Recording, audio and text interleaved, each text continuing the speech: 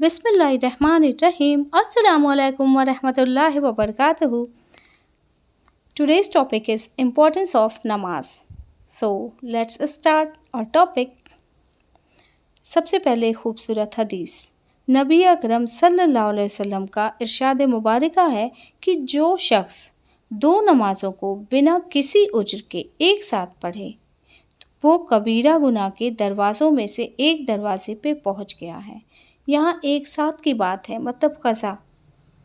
सोचिए, जान के क़ज़ा भी नहीं करना है, और जो नहीं पढ़ रहा है उसका क्या है। अल्लाह माफ़ करे हम सबको और हम सबको नमाज की तौफ़ीक दे, हिदायत दे, आमीन।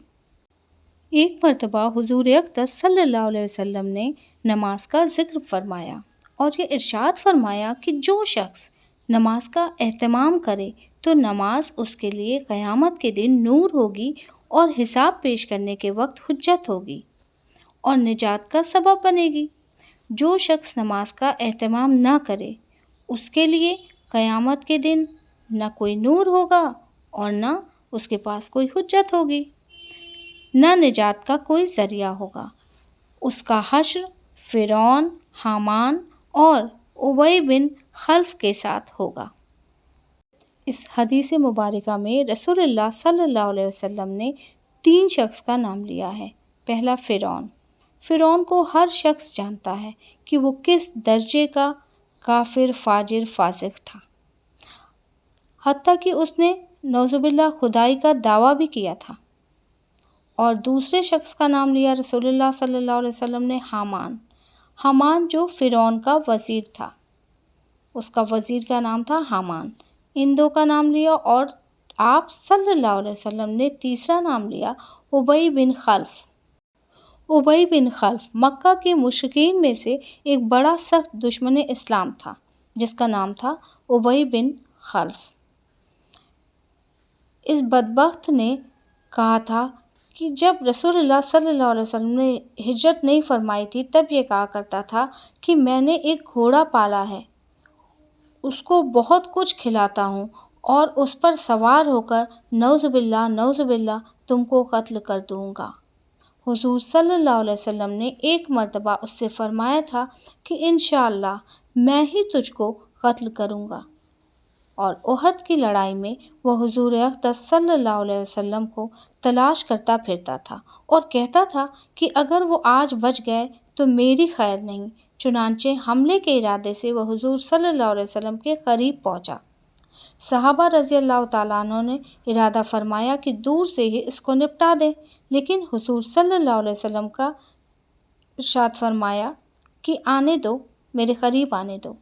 जब वो करीब हुआ तो हुज़ूर सल्लल्लाहु अलैहि वसल्लम ने एक सहाबी के हाथ से बर्छा लेकर उसको मारा जो उसकी गर्दन पर लगा और हल्की सी खराश आ गई थी, बहुत ज़रा सी, मगर इसकी वजह से घोड़े से लुढ़कता हुआ गिरा और कई मरतबा गिरा। फिर भागता हुआ अपने लश्कर में पहुंच गया और चिल्लाता था कि खुदा की कसम, मुझे मोहम्मद सल्लल्लाहु अलैहि वसल्लम ने कत्ल कर दिया। कुफ़ार ने इसको इत्मीनान दिलाया कि मामूली सी खराश है, कोई फ़िक्र की बात नहीं, मगर वो कहता था कि मोहम्मद सल्लल्लाहु अलैहि वसल्लम ने मक्का में कहा था कि मैं तुझको कत्ल कर दूंगा। खुदा की कसम, अगर वो मुझ पर थूक भी देते तो मैं मर जाता। उस वक्त उसके चिल्लाने की आवाज़ ऐसी होती थी कि जैसे कोई बैल चिल्ला रहा हो।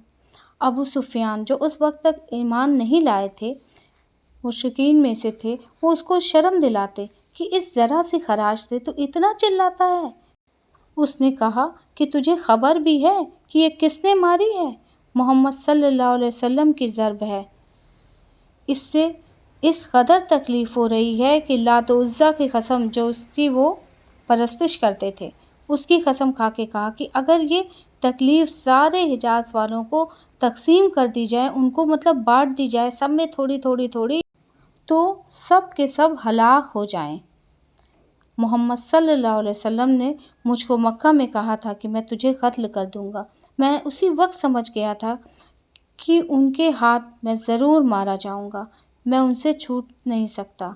अगर वो इस कहने के बाद मुझ पर थूक भी देते तो भी मैं मर जाता।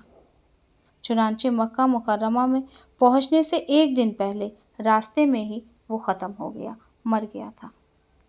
یہ ہم مسلمانوں کے لیے نہایت ہی غیرت اور شرم کا مقام ہے کہ ایک پکے کافر کو، سخت دشمن تھا جو اسلام کا، اس کو حضور صلی اللہ علیہ وسلم کے ارشادات کا سچا ہونے کا اس قدر یقین تھا کہ وہ کہتا تھا نا کہ اگر وہ مجھ پہ تھوک بھی دیں گے تو میں مر جاؤں گا۔